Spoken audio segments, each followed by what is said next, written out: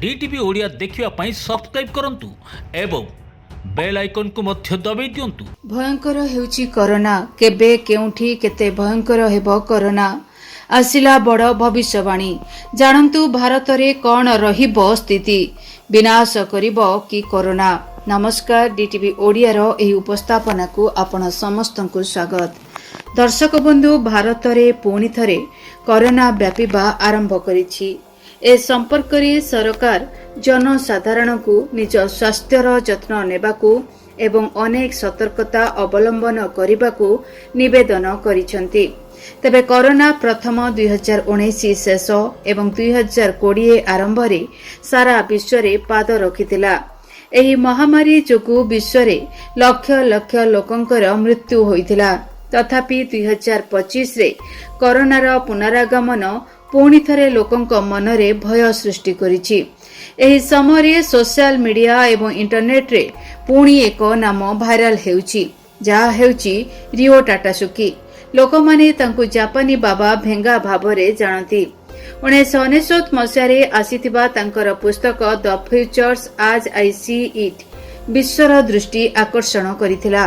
जेतेबेले से पुस्तक रे उल्लेख करिथिले जे 2020 रे एक अजणा भाइरस आसीबो, एप्रिल रे एहार शीर्ष रे पहुंचीबो एवं तापरे 10 वर्ष मध्यरे पुणी फेरिबो। एहा अधिक घातक एवं विनाश आनिकी फेरिबो। 2025 मध्यभाग सुद्धा विश्व कोविड सहित बंचिबा शिखिथिला। तथापि एही समय मध्यरे भारत समेत अनेक देशरे नूतन मामला हठात वृद्धि पाइथिला। जदिओ एहा एते भयंकर नुह किंतु स्वास्थ्य मंत्रालय एवं वैज्ञानिक मानक मध्यरे पुणी थरे हईचई सृष्टि होईछि। वर्ल्ड मीटर तथ्य अनुसार एप्रिल 2024 सुधा कोविड-19 मोट 70.4 कोटी रु अधिक मामला रिपोर्ट होईछि। एतिमध्यरु 70 लाख लोकंकर मृत्यु मध्य होईछि। एहा जापानी बाबा भेंगांकर 2020 रो पूर्वानुमान सहित संपूर्ण मेल खाउछि, जहा द्वारा से फेरिबे। भारत एवं विश्व रे कोविड रो प्रथम बड़ विस्फोरण 2020 मसियारे मार्च एप्रिल मासरे होइथिला। एही समय कोरोना तार शीर्ष रे थिला एवं तापरे अदृश्य होइगला।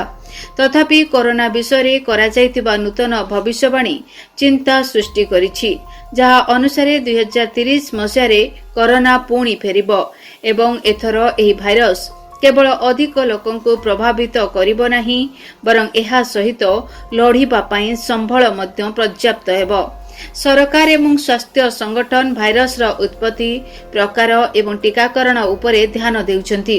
तथापि बहु संख्यक लोक जापानी बाबा भेंगा तातसुकी भविष्यवाणी को गंभीरतार सहित नेबा आरंभ करिसंती। #2030 कोविड प्रेडिक्शन भली ट्रेंड सोशल मीडिया रे भाइराल हेउछि। भविष्यवाणी रो विश्लेषण यूट्यूब, रेडिट एवं एक्स रे करा जाउछि। तेबे दर्शक बंधु कोरोना देखाइलाणी तार कराल रूप 2.5 लाख टपी गलाणी आक्रांतक संख्या। WHO करिला सतर्कवाणी। विश्व रे हु हु होई बढ़ुछि कोरोना मामला। विश्वर अनेक देश रे कोरोना मामला वृद्धि पाउछि। आउ ए पर्यंत सबुठु अधिक थाईलैंड रे 2.5 लाख रु अधिक लोक संक्रमित होइछंती। भारत रे मध्य संक्रमण चिंताजनक रहिछि। भारत रे 4000 टपिलाणी कोविड आक्रांतंकर संख्या। मोट कोरोना आक्रांतंकर संख्या 4026 रे पहुंचिछि। गत 24 घंटा मध्यरे 5 जनकर मृत्यु होइछि। 65 जन नुआ कोविड पॉजिटिव चिन्हट होइछंती। इतिमध्यरे देशर विभिन्न मेडिकल ले चिकित्सित हेउतिबा 27 जन डिस्चार्ज होई सारिछंती। तेबे गत 24 घंटा मध्यरे 11 जन सुस्थ होई हॉस्पिटल डिस्चार्ज हेलेनी। गुजरात, कर्नाटक, तमिलनाडु, पश्चिम बंग भली राज्य रे एबे उपर मुहा होईछि कोरोना।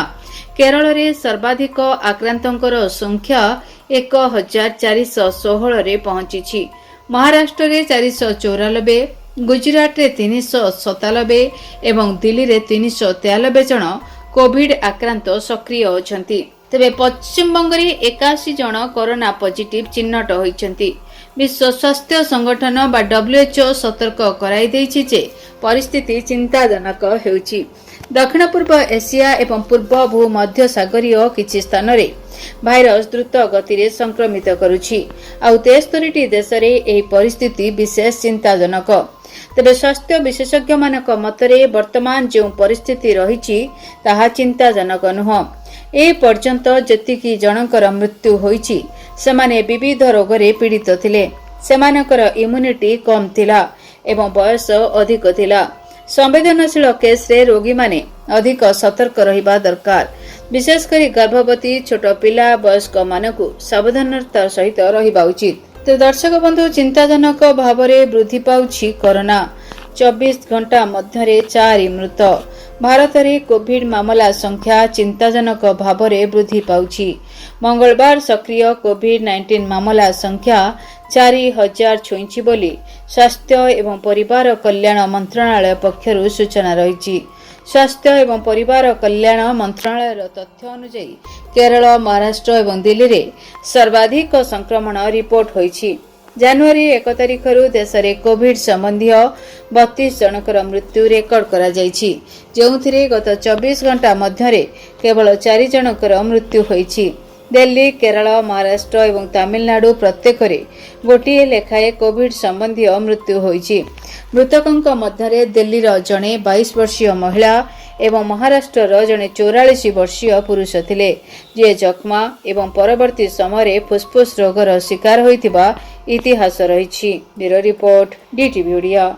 जदि आपणक जीवन रे व्यक्तिगत पारिवारिक समस्या, कर्मक्षेत्र नियुक्ति, वैवाहिक समस्या, वास्तुदोष एवं माली मकदमा आदि समस्या थाए ताहेले समस्यार समाधान और परामर्श पाई आमकु जोगाजोग करंतु।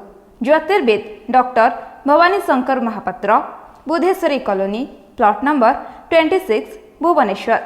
Phone number 9776833302 9439444924। आमर वेबसाइट www.srijagannathastro.com। डीटीवी ओडिया देखिवा पई सब्सक्राइब करंतु एवं बेल आइकन को मध्य दबाई दियंतु।